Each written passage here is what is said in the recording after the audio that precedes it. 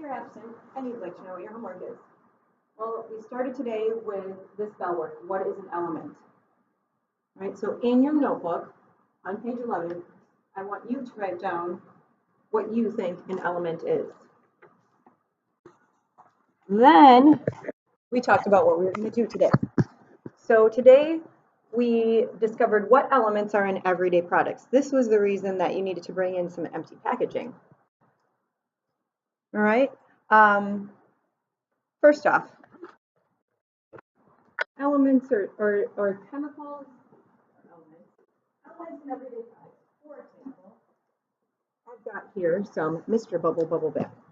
On the bottom, in the ingredients list, it says water, sodium laureth sulfate, cocamidopropyl, betadine sodium chloride. So you can see that some of these things might be understandable and some are not. Or let's start with water. Water we know is H2O. So that one's an easy one. But the next one, sodium laureth sulfate, don't know what that is. So we took some notes that would help us decipher what is in the chemicals based on their names. And we did this using the prefixes and the suffixes. So let's start with the prefixes. In your notebook, on page 12, let me just make sure you can see that. Let me find a better marker here. Yeah, that's fine. Page 12, you're going to write these notes. The first, the prefixes, like mono, and di, and tri, and tetra. You may remember these from 5th grade when you studied Greek, Latin root words. And you know that mono means 1, and di means 2, and tri means 3, and tetra means 4. These are prefixes. They are at the beginning of the word. For example, carbon dioxide. Okay, what elements are in carbon dioxide? Carbon, and then dioxide. The di here stands for 2. If you think about the chemical formula for carbon dioxide, CO2, you'll see the connection between the 2 and the oxide, right? There are 2 oxygen in carbon dioxide. So as you're going through the products and searching for elements in them, you'll notice things like mono or di or tetra even. Okay? The other thing that can help us figure out what's inside of a chemical or a substance is the suffixes.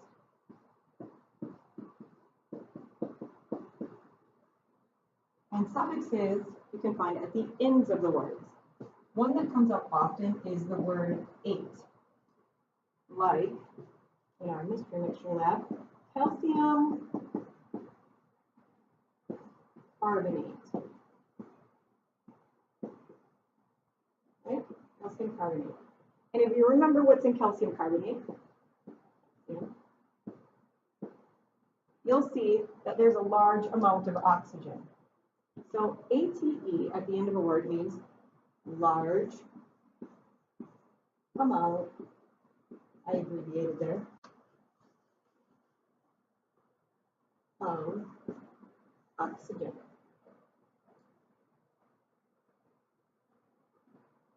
Okay? Some of these words, you'll see the words ITE. And ITE means just the opposite. Small amount of oxygen. So if you see the word like sulfite, you'll know that there is a small amount of oxygen in there. We don't really need to worry about how much oxygen there is. We just need to locate or recognize that there is oxygen in it. So if we have a product that has calcium carbonate in it, we'll know that that means there's oxygen in it. If we get a product that has sulfite in it, we know that there is oxygen in it. Okay, a couple others that can be helpful. Actually, one other. Ide. Ide at the end of a substance names means that that substance is made of only two things. For example, we had sodium chloride in our mystery mixture lab. Sodium chloride is sodium and chlorine. Only two elements. So made of two elements. Erase, erase, erase. So these need to get into your notes on page 12. I obviously in class did not go that fast, but you have the opportunity to pause the video at any time. Then we got into our lab. If we look around the room here, you will see each lab station has several products at the station. Lab groups were responsible for finding out what are the elements in those products. So this sheet right here, titled Elements and Products, is actually on the back of this sheet right here, Mystery Mixture Elements, that we did last week. So you should still have this. If you don't have it with you at home, that is okay. I sent a paper copy, so you just need to worry about this side, Elements in Products. There are two columns, one for the product name and one for the elements that you're going to list in the products. How does this work? Erase the board here.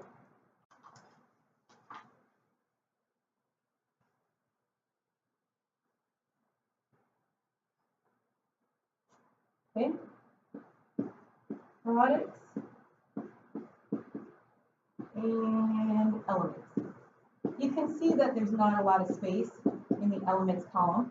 So instead of writing out the name of all the elements, we are just going to use the element symbols. Let's use this Mr. Bubbles. So the first ingredient in the Mr. Bubbles is water. I know that water is H2O. So we write in Mr. Bubbles. Okay. So I know that there is hydrogen and oxygen in water. Notice I only wrote the hydrogen, comma, oxygen. I don't need to worry about any of the numbering, just what elements are in those products. Okay. Next one, that was that really long one, sodium laureth sulfate. I do recognize some of the words in there. Sodium, I know that is Na. Sulfate, I know that is sulfur. And ate, A-T-E. Check back in your notes. ATE means there's a lot of oxygen in it, so I know that there's going to be oxygen in there. Now, I don't necessarily need to write the oxygen twice. I'm just going to take that off of there. So far I know that there is hydrogen, oxygen, sodium, and sulfur in Mr. Bubbles. Let's keep going. Coca midopropyl bentane. I have no idea what that is, and I don't see any clues. I see no sounding elements in there, and there's no eights or ites. So here's what you have to do. Using a computer or your phone, you need to look up what is the chemical formula for that particular substance. So here is how I do it. Turn on my phone, and I ask Google. Sorry, I ask Google. What is the chemical I wasn't fast enough. What is the chemical formula for coca midopropyl bentane? The formula for coca midopropyl bentane is C19H38N2O3. And you can see, what? There it is. It gives you the chemical formula right there. So I can see that there is carbon, hydrogen, nitrogen, and oxygen in this substance. I already have some of these, so I'm only going to write the ones that I did not write yet, which include carbon and nitrogen. Okay? Got to keep going. There's a lot of substances that make this up. Sodium chloride. I know sodium chloride. That's from the mystery mixture lab. Sodium plus chlorine is sodium chloride. Okay, the next one on here is sorbitan laurate. So I can ask Google, what is the chemical formula for sorbitan fluorate? Now this time it didn't read it to me, but it is on here. It says the molecular formula is C18H34O6.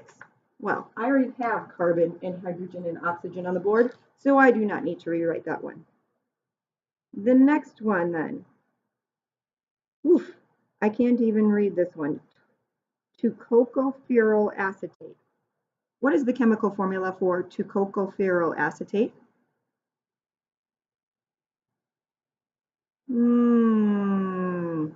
It didn't look it up. I'm going to have to type this one in. I must not be saying it correctly. Let's see. Tocopherol.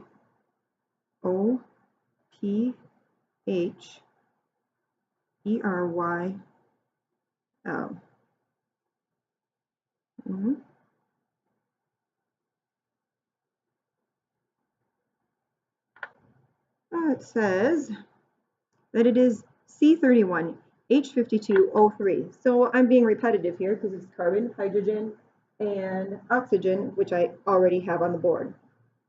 Last one in here is phenyl.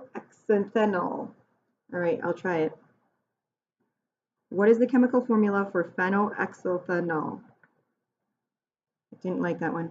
What is the chemical formula for phenyl? I tried. The formula for ethanol is C2H6O. So happens that it's also carbon, hydrogen, and oxygen. So I am done with this product, and it's time to move on to the next. So you'll need to complete 6 to 8 different products. I know there's way more than that. 6 to 8 different products in which you need to locate the elements. You do not need to worry about part 2. This is all that we did today, was go through the products and list the elements. Hope you're feeling better. See you tomorrow.